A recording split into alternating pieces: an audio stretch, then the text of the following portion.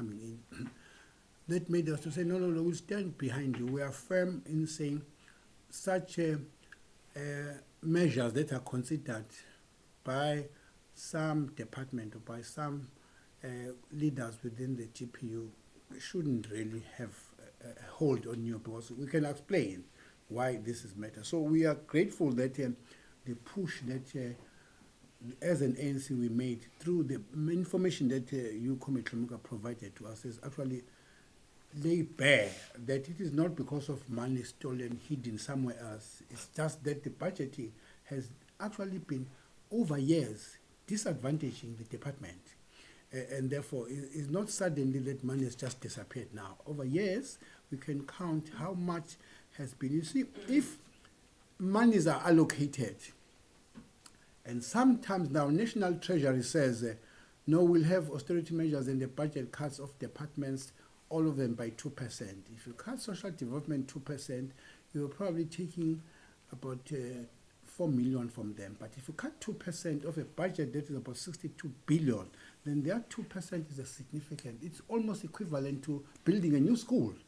So it has actually been that over years that has really been crippling this department. Comrade Hlomuka has touched on, within our constitution, we have section 27 of the constitution that talks about access to both health and education by any person. Of course, we cannot be able to provide services to everybody in the world within our constraints. But there will be processes how to address this person who suddenly finds him or herself in the country needing a school or health services, while those processes are being attended to. Look, we have benefited from support from other countries, but it doesn't mean that we can then be able to support every other country when they come into the process. It is just difficult to say in a classroom, you get out, you come in, you get out. It must be addressed diplomatically at another level, those issues, because there is no country in the world that could unlimited resources to provide to everybody else. But we should find it very diplomatic and in a cordial way to address the challenges of the influx of people, both documented and undocumented. I think the argument to say, yes, the economy is not growing well enough, maybe should we revise what we thought were fundamental pillars of our democracy? Probably not an argument that we could buy into to such an extent that we could tamper with the pillars of education and health. We should consider moving forward to say, with the economy not growing that strong, how do we make do with some of these processes and challenges, rather than to say, let us consider not really continuing with those priorities and fundamentals that we do have in the country. I wanted to actually, to this extent, to say education is such a turnaround in the world. I will remind you this because it may not always be at the radar screen of all of us, that the arrest of COVID-19, not in South Africa, in the world, amongst the biggest contribution was the Cuban doctors who went to European countries and solved problems that Europeans were not able to solve, by providing the best ever specialists in the world, epidemiologists, public health specialists. So that country, small as it is, and with all the constraints in resources, have prioritized education up to the university and has actually produced so much to such an extent that they are now able to help the whole world.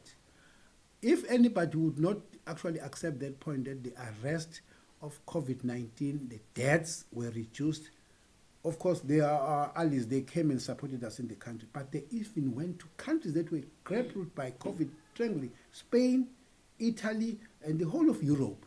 They gained by accessing the specialists that came from Cuba to help them. Why? So that country has prioritized education and says, with our constraints that we do have, we will not tamper with these fundamental pillars of our democracy, which is education. So I think we are learning, some of us from our friends, to say maybe we should actually deal with it in that space. I think Comrade MEC Hlomuka has answered all these very technical questions of school of need and school of choice and 30% and all that. So from our side, we really want to thank you for really giving us this listening. And as an African National Congress, we think we will soldier on within the country despite the challenge that we do face, because we still think that education is the basic ever resource, ever public good that you can ever give to your citizens within the constraints of your budgets, however. Thank you. Thank you, colleagues. Colleagues, we are sitting at 90.6% pass rate. I want to confirm to you that that could have not been achievable without teachers. So when you say we shouldn't employ teachers, you mean that we must not get 90.6%.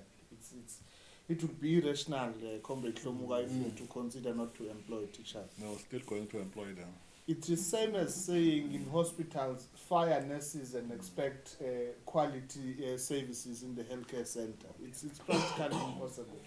But maybe what is critical for us to understand as society is the call by the ANC that says, let's deal with the issue of zero budgeting. I think maybe outside this briefing, we may need to just engage on what is zero budgeting, because not employing teachers and all those things may really, it's an unheard of call to make by any South African citizen to say, don't employ people. It is unwarranted.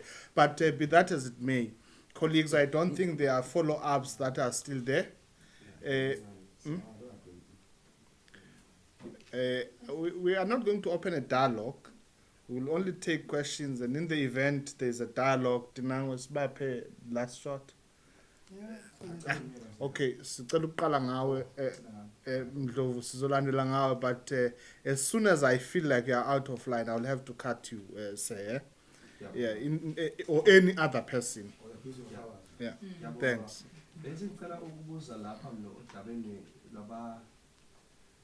Sinokuzwa phela sijoba sisebenza ngabantu. Sinokuzwa kuthiwa izingane kwezinye izikole izingane ziyajikiswa uma ngabe singakhonanga abazali